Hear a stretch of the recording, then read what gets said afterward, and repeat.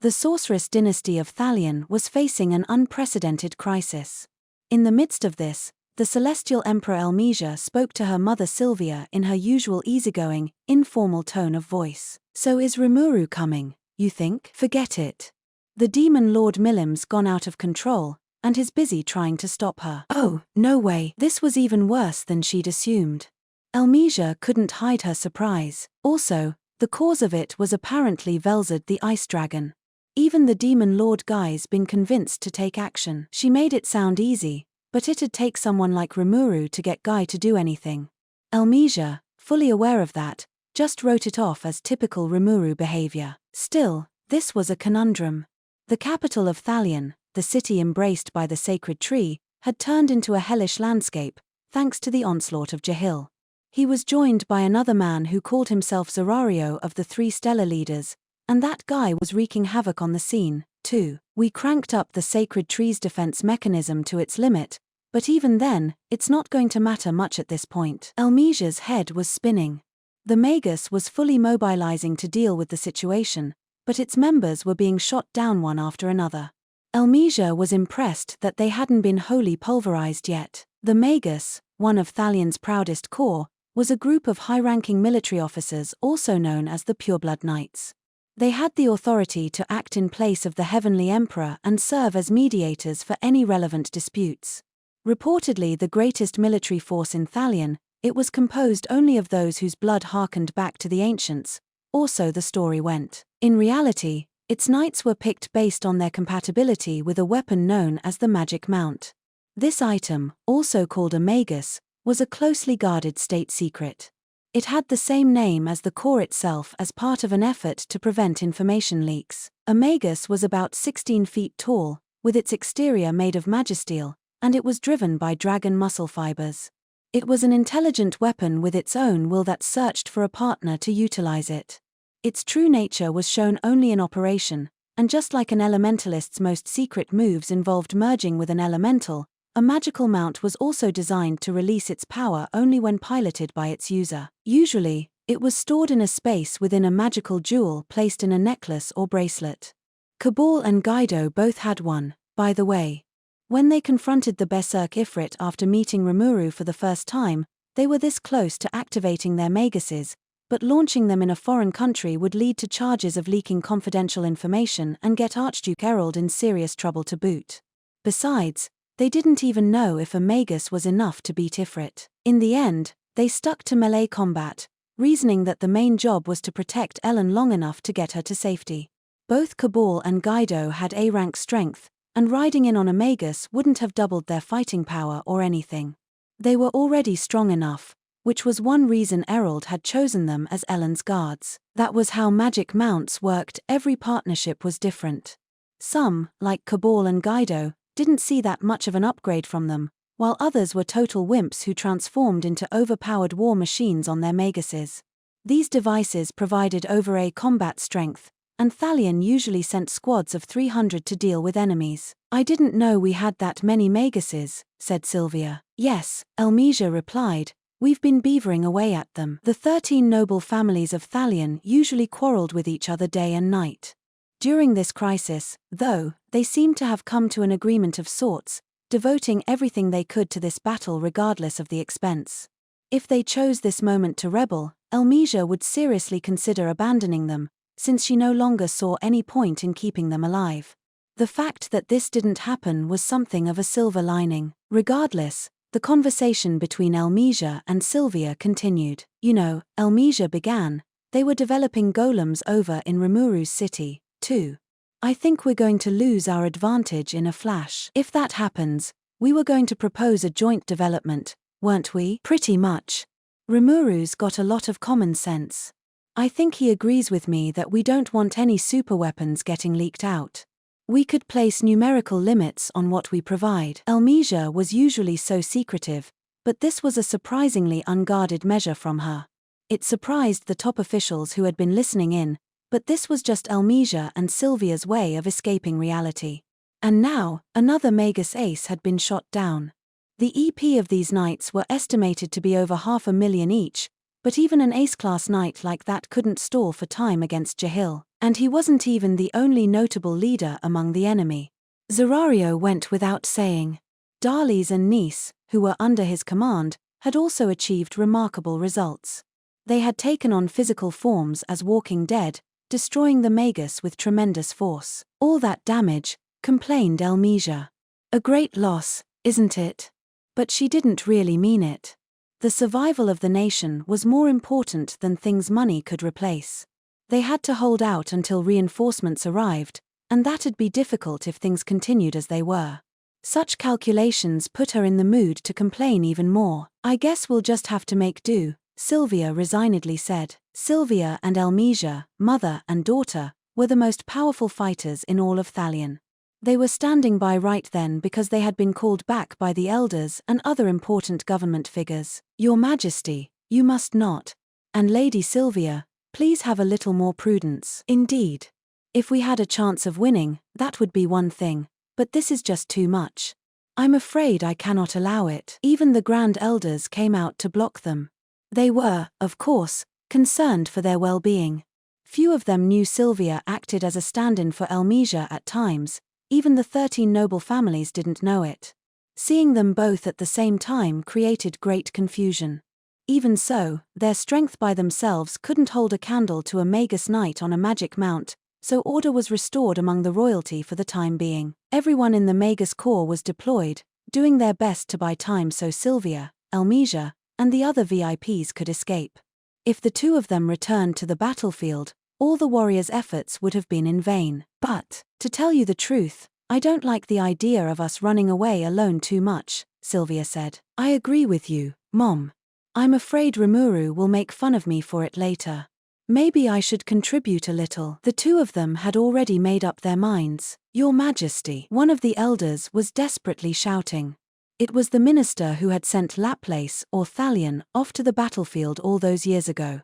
He had regretted that decision ever since, vowing never to repeat the same mistake, and now he was doing his best to protect his beloved Elmesia and her family. But Elmesia was in full politician mode. Who am I? She asked. As an elder, he had to answer. You are Her Majesty the Emperor. Can anyone stand in my way? It's not fair, exercising your power at a time like this. The elder was internally weeping.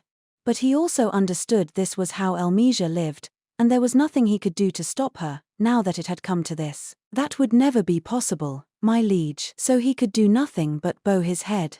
This chief elder had given his approval, and there was nothing the others could do. The heads of the 13 noble families also had to fulfill their duties as leaders. As the grandest of the emperor's subjects, they were entrusted with leading the people according to her orders. Why, Your Majesty, Errol managed. Ah, Errol, said Sylvia.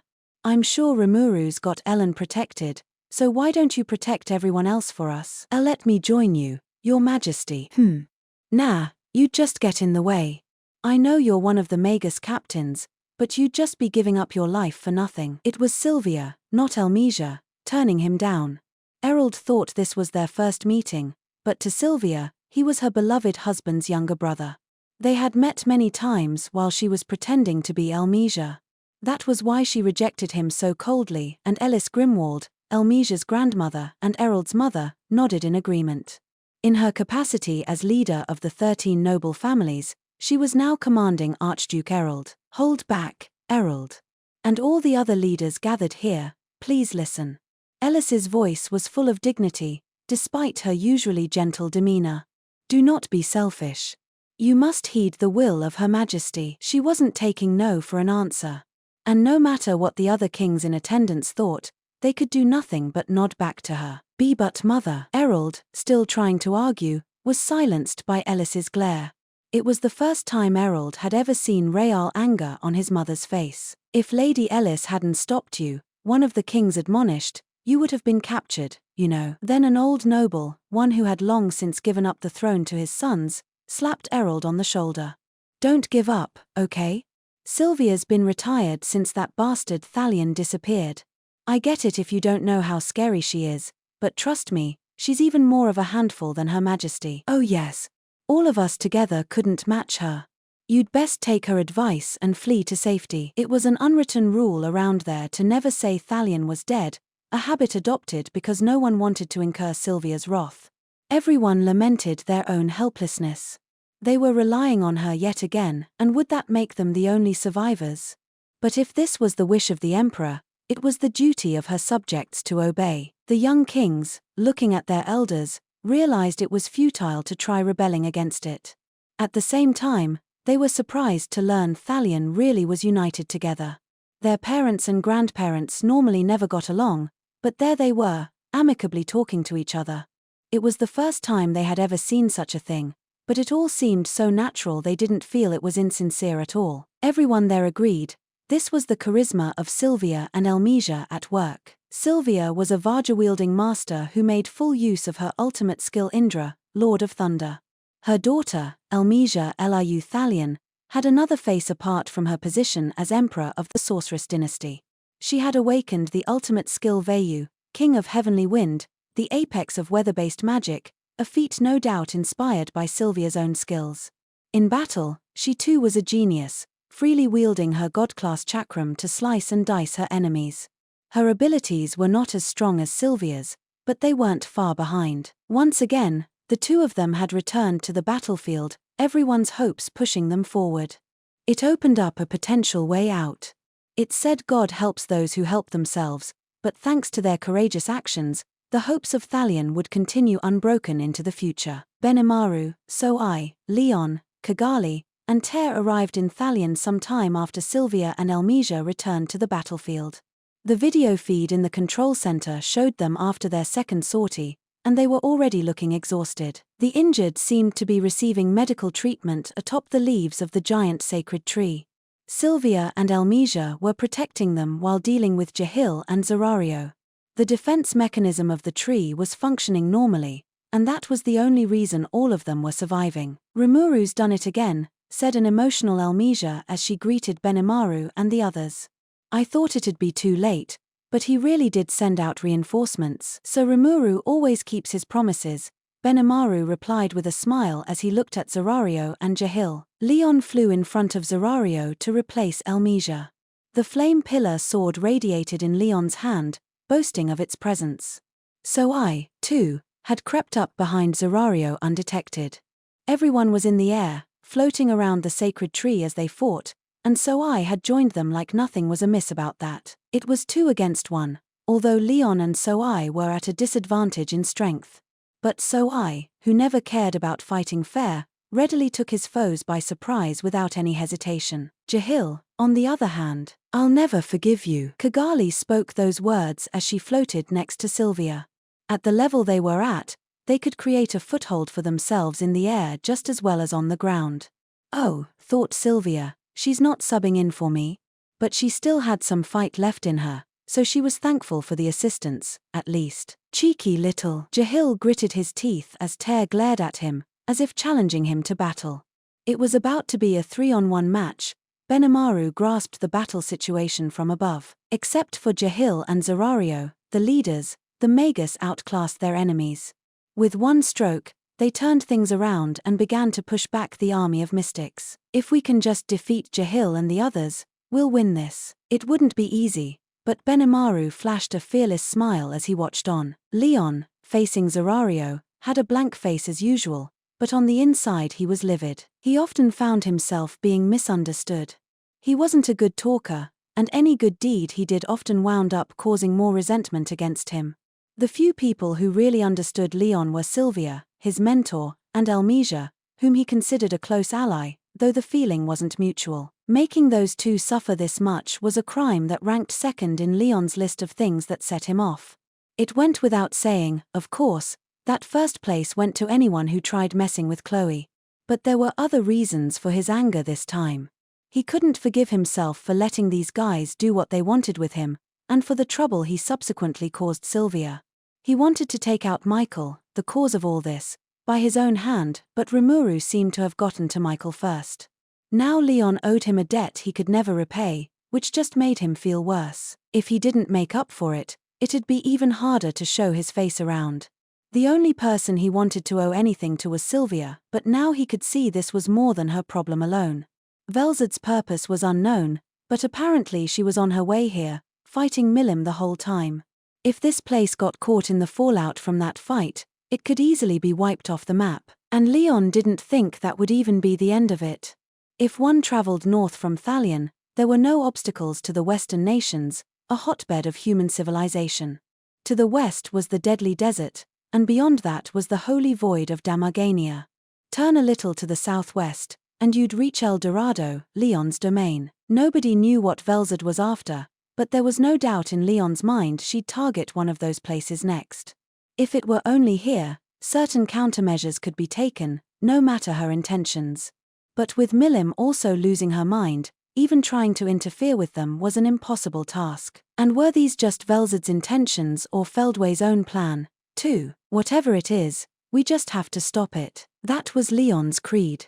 He preferred quick decisions like that, as well as punishment for anyone he suspected. In this case, whether Velzard and Milim could be stopped at all was largely up to Rimuru, but there was no doubt Thalion was an important defense line. That much was proven by the enemy choosing to attack it, an enemy who had to be eliminated before Milim and Velzard could reach it. Only then could they devote all their force to dealing with Milim's rage. It'd be suicide to fight them directly, but it should at least be possible to reduce the damage by making them change direction. Leon couldn't point them toward El Dorado by mistake, and threatening any human-run lands was out of the question. The barren lands would be the best destination for them. It wouldn't be great for Dagrol, but Leon thought it'd be the best thing to do. But to do that, he couldn't let himself get tied up with all of this. Heh, he said, taking advantage of Milim's rage. Feldway comes up with the cleverest ideas. Leon thrust the tip of his sword at Zerario as he addressed him. He fought like a fencer, making him good at thrusts and other flashy techniques. Some people believed fencing was for dueling and not suitable for actual combat, but that wasn't true. The thrust, after all, was the most powerful of all sword techniques. Missing with it left you off balance and defenseless, making frequent use a great risk, but Leon's swordsmanship was good enough to overcome this weakness. Much like Sylvia and her spear skills, Leon's mix of technique and incredibly fast physical moves kept him from being exposed to attacks. In addition, Leon's skills were built around speed, and the flame pillar, his weapon, was god class. When he got serious, he didn't rely on his gold circle shield. Defense didn't matter to him with the speed and sword skills he had. He was the fastest out there, concentrating almost totally on his first-class swordsmanship, and that earned him the nickname the Light Flash Hero, once upon a time. Furthermore, Leon's ultimate skill Metatron, Lord of Purity, let him manipulate spiritual particles at will. Through that, he could invoke the all-powerful disintegration in rapid-fire succession, unstoppable by anyone. This was why they called Leon the strongest out there. In existence points, he wasn't far behind Zerario, but in combat ability, Leon's lean, flourish-free fighting style was more than enough to compete with Zerario. A true warrior knows a fellow true warrior, and Zerario couldn't kid himself about his opponent's skill. And so, they said they're after Veldora's draconic factors, but I don't even know what they're really thinking, said Zerario. Velzard is acting on her own, too. I wish someone would tell me what's going on with her. He gave Leon his honest, true thoughts. And in fact, Zerario had not been given any explanation at all. All he was doing was conducting a war to bring down Thalion, as ordered by Feldway. Jahil was thrown in there, too, although he was aiming for Luminous the whole time. If they're going that far, there must be some meaning behind trying to conquer this place. Nothing can be less inspiring than being forced to work without understanding the purpose of it. Zerario thought it an extremely unpleasant way to treat a general, let alone a soldier at the far end of the line, the proverbial cog in the machine. He was unable to resist Michael's rule over him, which was the only reason he put up with this. But Zerario was always looking for an opportunity, and he had a chance to disarm this thrall over him the moment Michael disappeared. Since then, he had been gradually analyzing this control over him, and now he was at the point where it'd be possible to shed it for good. But since he didn't see the need to spell all that out for Leon, Zerario changed the subject. So, Leon, are you going to duel with me? Or am I supposed to deal with that little sneak behind you at the same time? Zerario glanced at Benimaru as well, realizing he wasn't about to make a move. Benimaru wasn't looking down on Zerario as a fighter, He just wanted to make sure his assets were in the right places on the battlefield. That was largely the same as underestimating Zerario, but his foe wasn't inspired enough to do anything about that. He couldn't disobey an order, so he was just going through the motions. So I knew his presence would be noticed. Unlike Jahil, Zerario seemed to be on his guard. As Benimaru saw it, Jahil was the bigger threat in EP alone, but Zerario was far more troublesome. So I agreed, and that was why he was supporting Leon instead of trying to take Zerario by surprise. If you spotted me, then great, so I said. We're cutting it pretty close here, too, so no, we will take any measure needed to win. So I declared with pride that he was going to cheat. Leon had no objection.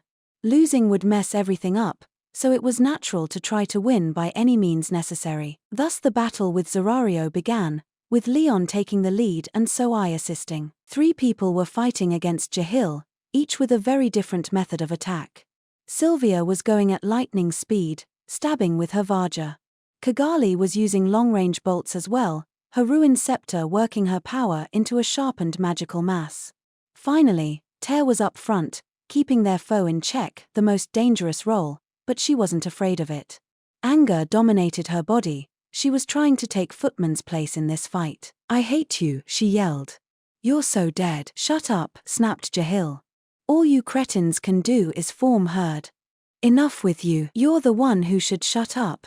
Ter retorted, throwing the scythe in her hand like a boomerang. It was given to her by an ogre named Kurobe before her departure, and it had so menacing an aura, it likely was at the highest level of legend class gear, even god class, in fact. Ter instinctively knew it was far superior to her own broken blade. It was called the Ter Scythe, and as Kurobe put it, it reaped tears, not lives, making Ter think it was the perfect weapon for her. Right now, she needed to put an end to all her sadness. The Ter Scythe aimed itself at Jahil, as if it had a will of its own. Suddenly Ter expanded her physical force, confronting Jahil. Diving at his chest, she delivered a powerful punch, then quickly disengaged and caught the scythe as it came spinning back her way. Then, as if nothing had just happened, she took a fighting pose, keeping Kigali protected. It was an amazing feat, made possible by the unique skill manipulator and the control it gave her over her body. Meanwhile, her other unique skill born optimist only activated under the vague condition of when ordered.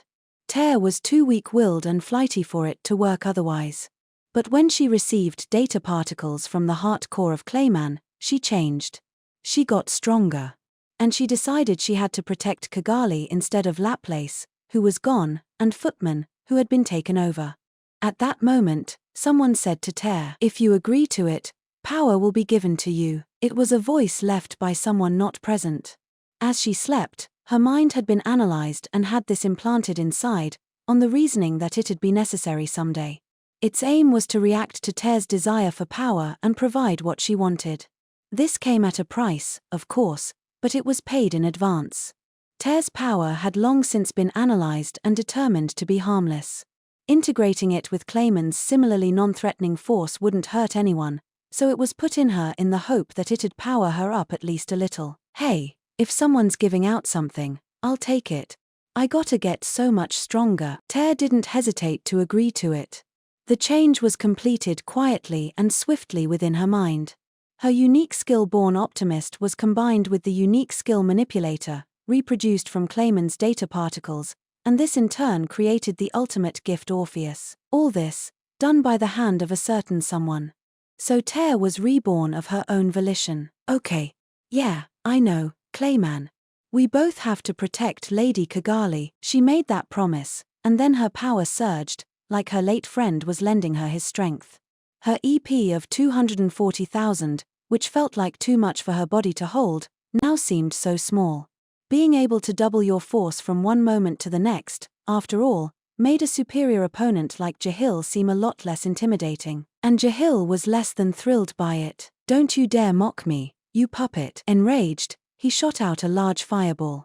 Sylvia, with her godlike speed, could have avoided it, but Kigali and Ter had no way to do so. That one shot was going to extinguish their very souls, or it should have. But the duo flickered out of sight, and then they reappeared a short distance away. Even Jahil was startled. What? You didn't have that kind of power. What have you been doing? He launched another fireball, this time much more careful about what he was doing. Zerario could have easily seen through the trick, it was childishly simple. Benimaru was just protecting them with his shimmering haze. Jahil had been humbled against Benimaru many times, and after that second try, he figured out what was happening. Stupid little tricks. Enraged anew, he let his temper get the best of him and shot a series of fireballs at his foes. Benimaru used his same trick on those, too. He wasn't directly fighting Jahil, but he had deciphered all his thought and behavioral patterns and given Kigali the best advice he could about them. And so, you're open. Sylvia's spear pierced Jahil. It wouldn't be enough to kill him, but it did relieve her frustration a little. Kigali, too, was ready. Melchizedek, Lord of Dominion, the ultimate gift granted to her by Michael, had been lost after Yuki took it. She gained her freedom in return, and in Melchizedek's place, she had been powering up Schema, the unique skill that had taken root in her soul. It was very close to the level of an ultimate skill, but no matter how talented Kigali was, there was a limit to how far the non-divine could go. Being able to tinker with one's own skills was highly unusual for anyone but Sile. Kigali knew that because she had experienced it in a dream. The voice was clear. If you agree to it, power will be given to you. The offer made little sense, but it had still been made to her sleeping self. Needless to say, it was Sile talking. Within the labyrinth, Sile could do pretty much anything. This wasn't a dream, exactly, so much as a conversation in Kigali's subconscious. Sile proposed a contract to her. In exchange for optimizing Kigali's skills, it would prevent her from turning that power against Rimuru. Even if she betrayed him, though, the power would still be in Sile's hands, so to Sile, it was a two-birds-with-one-stone proposal. It'd get to pursue its hobby of skill tinkering, and it'd help keep Kigali in check, too. In a way, it was the sort of offer only Sile could propose. Kigali, who had been craving power, agreed. Thinking it was a dream, she never suspected she was being deceived. It wasn't the sort of blunder the cautious Kigali usually made, but it wouldn't affect her as long as she didn't try taking on Rimuru. That, to her, was no problem. She had lots of reasons to avoid antagonizing him. Then when she woke up, she realized the power existed within her. Now that she fully understood it, she fully owned it as well. "Give me back my footman," she shouted, activating her skill, the ultimate gift Agastia. The skill could predict Jahil's movements, as if it could see the future, and she used it to execute this combo attack flawlessly, fully bridging the difference in power. And a true combo it was: Benimaru's judgment, Kigali's predictive skill, Sylvia's actions, and Tear's resolve. Not even Jahil's evil power could so easily diminish that kind of teamwork. Besides, Benimaru had fought Jahil before. The power difference unnerved him the first time, but now he had a grasp of his strength. There was nothing left to fear. Rimuru's policy was to not fight a battle that couldn't be won, and Benimaru had inherited that drive. In other words, if Benimaru bothered to come, they had every chance to win. All the forces they wanted were in place, and the moment of victory was just around the corner. "Don't give me that," shouted Jahil, unaware of this. "Have you forgotten how terrifying I can be?" He aimed a volley of fireballs at Kigali, then hid himself amid the explosions. Then, using the blasts to propel himself forward, he approached Kigali. He wanted to kill her first. It was an ironclad rule that you started by targeting the weakest, so Jahil wasn't mistaken to do this. But as easy as it was to read his mind, it was even easier to lie in wait for him. Everyone had their own thoughts about this. "No way," Sylvia told herself. "I've never had an easier fight than this." "I knew this coming in," thought Kigali, "but Rimuru wasn't the only threat after all. He puts my mind at ease as an ally, but if I was fighting him, I'd be horrified. I feel totally secure here," thought Tear, despite having the most dangerous role in this fight. That was how outstanding Benimaru's command was. He did occasionally grumble to Rimuru about it, but as a person in a high position, he always had a real sense of responsibility. Diawolo was the same way. Both of them worked harder and achieved more when Rimuru wasn't watching them. Now Benimaru was honing his focus. He was connected to everyone below him via thought communication. Regulate thought, one of the features of his ultimate skill Amaterasu, allowed him to make everyone act like they were all of one will. Thanks to that, they were able to fight evenly with Jahil, despite being far inferior to him. If Benimaru were alone, it would have been impossible to secure this win. He and Jahil fought the same way, which would have made him too indecisive. Any plan he'd attempted would have been foiled. Here in Thalion, like everywhere else, the objective of the game was not to lose. But this fight was different. They had a decisive leader in Sylvia, a safety device in Kigali, and some perfect follow-up work from Ter. The way Benimaru saw it, they couldn't possibly lose. Zerario gave Jahil a sideways glance, only to be a little surprised. He should have been superior to him in strength alone, but Jahil was being overwhelmed by a party of lower-ranked opponents. Jahil's no fool. He's arrogant, but he's not dumb enough to be defeated out of sheer carelessness. So that man up there is superior to him? He glanced at Benimaru, immediately understanding. He wasn't directly involved in the battle, but he didn't hesitate to provide support at key points. Benimaru's power was in the same vein as Jahil's, and he was neutralizing his flame attacks with relative ease. The flame attribute was immensely powerful when focused on a specific target, but if deflected, it became less and less thermally efficient. The same was true with Jahil, who used his skill-enhanced dominance to gather magicules and launch flames burning at ultra-high temperatures. If that intense wave of heat was turned in a different direction, that'd naturally affect its focal temperature. Doing that couldn't have been easy, but Benimaru had the most nonchalant face as he kept it up. Zerario was honestly impressed. Enemy or not, that deserved praise. Still, Jahil's energy level was so much greater than Benimaru's that not even he could take a direct hit. No matter how much better Benimaru's magicule wrangling skills were, being hit with pure, uncontrollable energy would still be the end for him. He's doing well to prevent that from happening. But I wonder if Jahil will grow tired of this. Zerario thought so. Jahil was a great magician known as the Sorceress Dynast. If he understood the situation correctly, he'd see Benimaru had to be addressed or he'd just grow weaker. It's brilliant, though. Zerario couldn't be blamed for thinking so.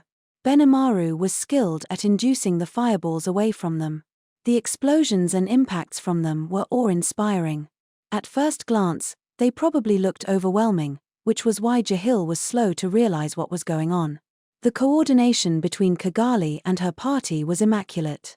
Every member was carefully handling their role, and Benimaru seemed to be directing them all. He was a warrior in his own right, but if anything, he showed greater talent as a commander. Secretly, Zerario realized how much of a threat Benimaru was. Taking me on, yet looking in the other direction? How offensive. Leon made the casual observation after their swords crossed at blinding speed. He did not seem particularly angry, he was just saying what he thought. Zerario chuckled. No, not that. We're equal in skill, so whoever loses their train of thought first loses. He breezily parried Leon's blade as he spoke. But he wasn't lying. The higher the level of both swordsmen in a fight, the harder it became for one to truly outclass the other. The trajectory of a sword can be predicted from things like the opponent's line of sight, their body position, and what they're focusing on. In a situation like this one, victory and defeat depended on how well a person succeeded in their feints. To Zerario, keeping an opponent pinned down via conversation was preferable to forcing some action and getting hurt. His enemy wasn't only Leon, that troublesome ambusher, was there, too.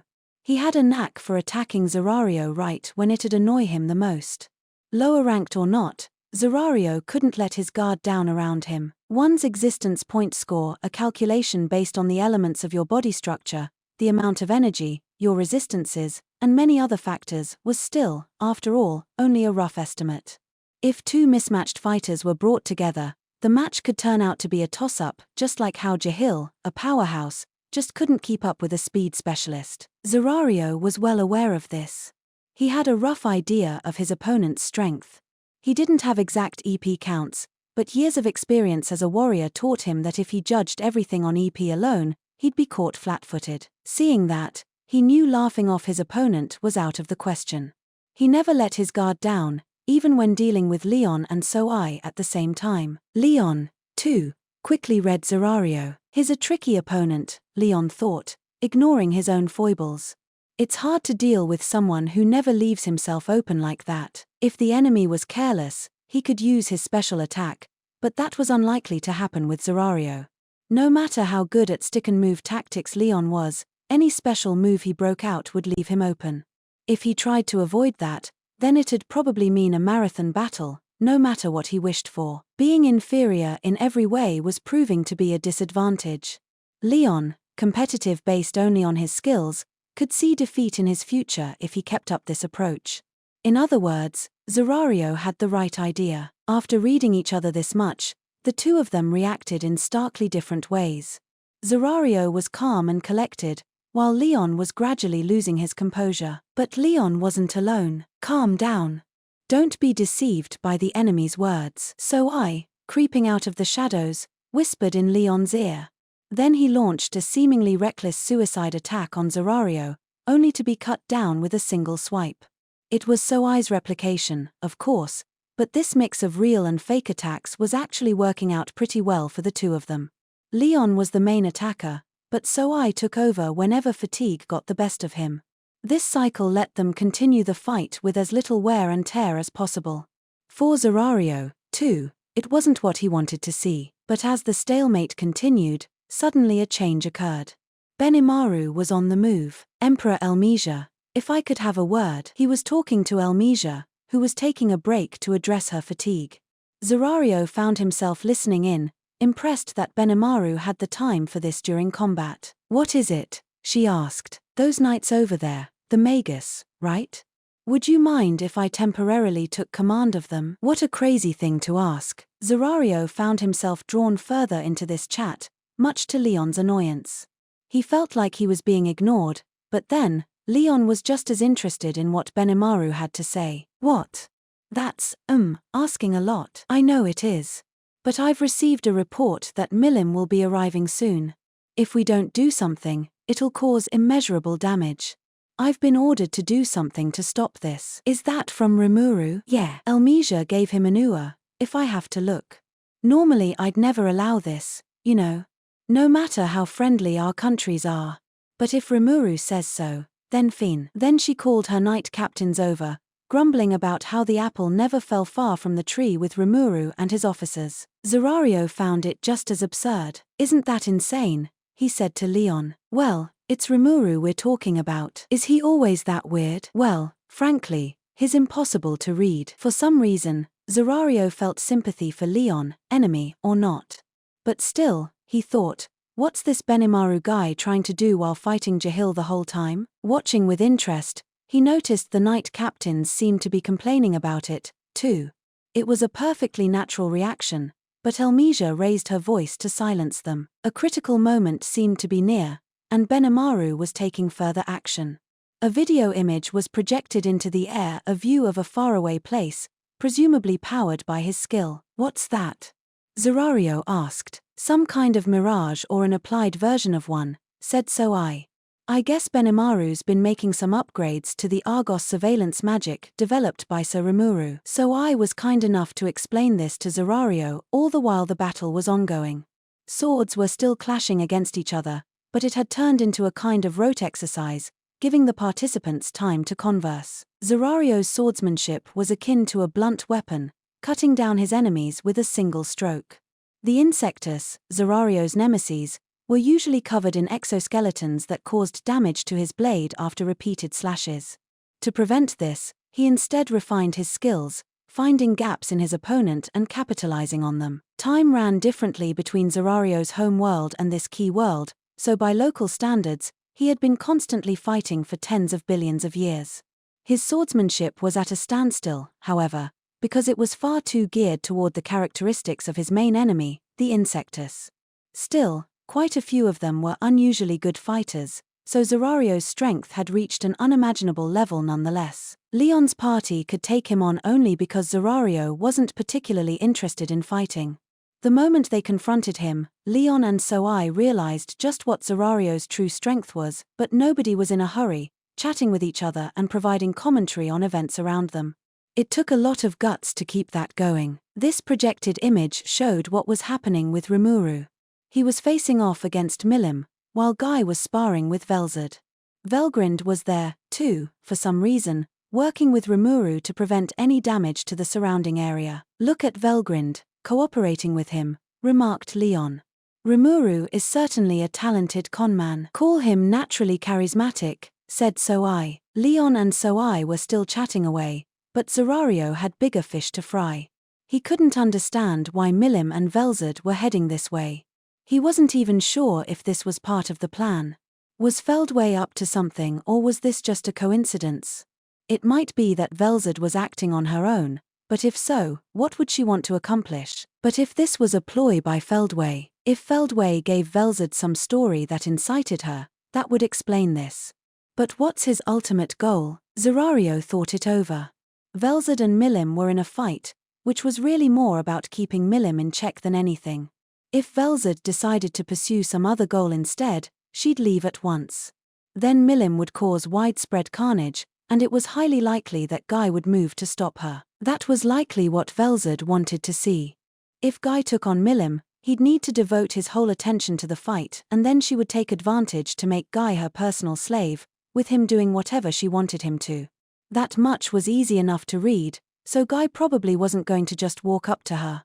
He'd naturally bring along some assistance, and if that assistance was the demon lord Rimuru, well, it all made sense. But what about after that? It's obvious Velzard's target is Guy. But why bother moving anywhere else right now? Maybe Feldway's involved with this after all. Zerario worked it out up to that point.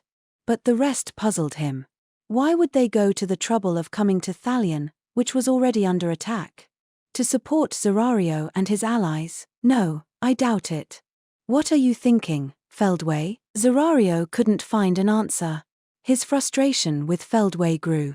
Really, if he'd just explained his plan to everyone at the start, everything would be fine. Instead, they were all stuck there, forced to decipher Feldway's intentions. If they couldn't figure out why he was leading Milim there, they might get caught in the crossfire, with no idea whether to help her out or flee. Zerario thought some more. If Sylvia and Elmesia were Thalion's only defense, his army could easily take this city down by themselves. With the reinforcements the demon lord Rimuru sent out, it was a stalemate, more or less. Was Milim sent over because he'd anticipated this would happen? It seemed like a weak reason. If that were the case, he would have sent Milim here first, and then Zerario's army could have launched a fuller-scale invasion. Having Milim show up when things were already this chaotic made no tactical sense. Or maybe, with everyone occupied like this, nobody could stop Milim from. Zerario looked behind him. There was the sacred tree, standing in this land since time immemorial.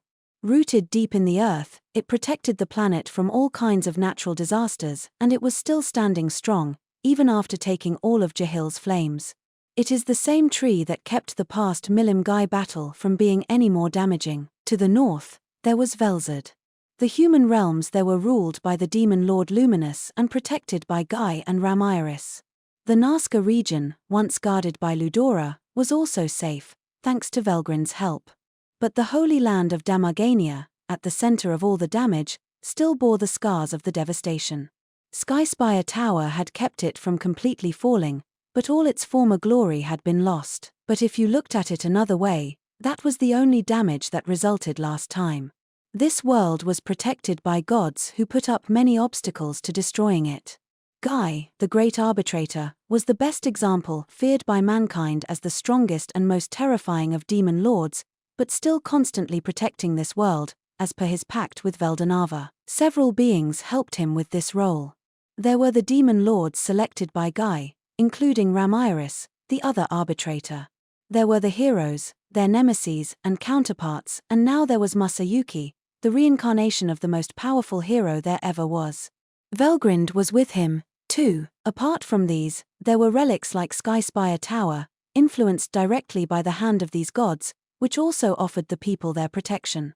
The sacred tree was another such relic. Feldway wanted to revive Veldanava, but he failed after losing Michael. If so, what he'll want next is... Zerario felt a chill run down his spine. Maybe he would want to destroy this world. There were only two holy relics left in this world, the sacred tree and Skyspire Tower. There was also the labyrinth created by Ramiris, but that should be considered its own separate category. What's more, only a few gods were still around to get in the way. Guy, Rimuru, Cronoa, Masayuki, Velgrind, and Veldora, to be exact, but most of them were non-factors. Guy was being blocked by Velzard. Rimuru had his hands full dealing with Milim's madness. Cronoa and Masayuki were free, but had probably exhausted their power and wouldn't be around for a while. Velgrind was devoting too much of her force to protecting the planet to be able to fight. And Veldora was hiding out in the labyrinth. He must have been holing up in there after sensing Feldway was after him, which meant he wasn't likely to leave there anytime soon. In other words, if Zerario had Feldway's goal right, the situation was steadily improving for him. Not good. To be honest, Zerario had no inner urge to destroy. If Feldway was going to die, Zerario really wished he'd die alone. No matter how much of a friend he was, he didn't want to help him destroy the world. In fact, given their friendship, Zerario felt he needed to stop him from doing anything that foolish. I don't know if I'm right or not, but I better assume so now, and act on that. If he was wrong, then it was Feldway's own damn fault for not making himself clear. With that conclusion in mind, he tried to switch his thoughts to what his future course of action should be. Then, looking around, he noticed Benimaru was standing tall, leading the Magus somewhere or another. It impressed him. He's carrying out his strategy against Jahil while simultaneously preparing for the disaster to come? Amazing. He made Jahil look small in comparison, and for Zerario, who disliked Jahil, that made Benimaru look all the better. It's settled, he thought as he spoke up to Leon and the others. I think you know this, but my freedom's been taken from me. I've taken back enough control to be able to say what I think, but Michael is still ruling over me. What are you getting at? I think you'd understand, wouldn't you, if you've been through the same thing? HMPH. You want me to help free you? I'm glad you're quick to understand, Zerario casually stated, and then he made a proposal. Benimaru had taken control of the Magus. Elmesia had granted her permission, but the knights were having none of it. How could they? Why was someone from some other country going to command them? Benimaru could understand their reluctance, but now was not the time for it. Elmesia granted him command because she knew that as well, and even Archduke Errol showed his willingness to comply, despite his qualms. The knights in the group were all titled super elites, but they had to obey or there'd be trouble. Any half-hearted attempt at defending themselves, and they'd be exposed to Milim's fury and destroyed in an instant. Milim's just as much of a juggernaut as I thought. She's already changed the topography of the Kusha Mountains, and will suffer the same kind of carnage here if something isn't done. I have to do whatever I can to prevent that. Benimaru was determined. Rimuru's orders were simple: predict their trajectory and figure out a way to alter it. If their course continued as it was, they'd smash right into the sacred tree that protected the capital of Thalion.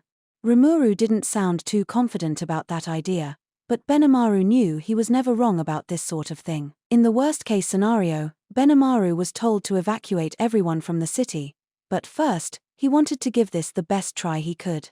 The key to this was Magus. As Rimuru said, if they could attack Milim with the combined power of all their knights, they might be able to distract her, even if only for a moment. They weren't even at the stage where they could discuss how to beat her, so there was no need to worry about her getting injured. Like that'd be a worry for anyone. Benimaru chuckled. Then, bracing himself, he raised his voice at the knights Errol was still trying to persuade. Listen to me. If things continue as they are, this land will face an unprecedented crisis. A crisis I have been ordered by my lord, Sir Rimuru, to prevent. You may not have a duty to go along with me, but you must obey me for now, or else your homeland will be cleanly wiped off the surface of this planet. Benimaru didn't mean it as a threat. He was simply telling the truth. If they failed to follow Rimuru's instructions, Thalion would almost certainly be destroyed. Of course, even if the Magus didn't follow his orders, Benimaru himself had no intention of giving up. He would do his utmost to help guide the life-saving evacuation, and then he was going to join Rimuru. Jahil was no longer anything more than an inert obstacle in his mind. Kigali, Ter, and Sylvia alone would be enough to defeat him. That was thanks to Benimaru's support, but to him, that was roughly the same difficulty level as taking out the trash. Regardless, Benimaru wanted to be prepared for the looming threat. All he could do, though, was wait for a response. His strategy would depend on whether the Magus went with him or not, but in order to get everyone on the same page as quickly as possible, he used his skills to project an image in the air. As So-I explained to Zerario, Benimaru replayed the video coming from many miles away with Amaterasu, Lord of Shimmering Flame, his own skill. Based on the science behind mirages, it proved extremely useful for outdoor operations. Using it to show what Milim was up to would make for a more persuasive argument. That was Benimaru's thought, but the results turned out more terrifying than expected. A mere roar from Milim was enough to destroy the natural landscape. Rivers dried up, mountains crumbled. Rimuru was trying desperately to calm her down, but to no avail. He and Velgrind worked together to serve as punching bags for Milim, preventing any more damage than necessary, but they couldn't do anything else. Or, really, the damage is kept to that level only because Sir Rimuru is distracting Lady Milim. Rimuru was taking up all of Milim's attention, and Velgrind was blocking out the aftershocks. No wonder Rimuru was so engrossed in this. Benimaru wondered if Rimuru could more actively guide Milim away from danger, but that was impossible. Milim's attacks were like a torrential downpour. Rimuru might have been able to weather it, but he couldn't change the way the rain was going. Or is there some other reason for this? Is he just trying not to make us worry? In any case, Benimaru had a mission to carry out. If I can divert her attention just for a moment, I might be able to change her course. I'll give it a shot. Benimaru took a deep breath. If he failed, it'd be a disaster, the end of the world, even. He didn't like his chances, but it was the only way to win. So he decided to trust Rimuru, as he always did. Benimaru was fine with that, but the Magus force wasn't. It'd be impossible not to be deeply disturbed by the situation.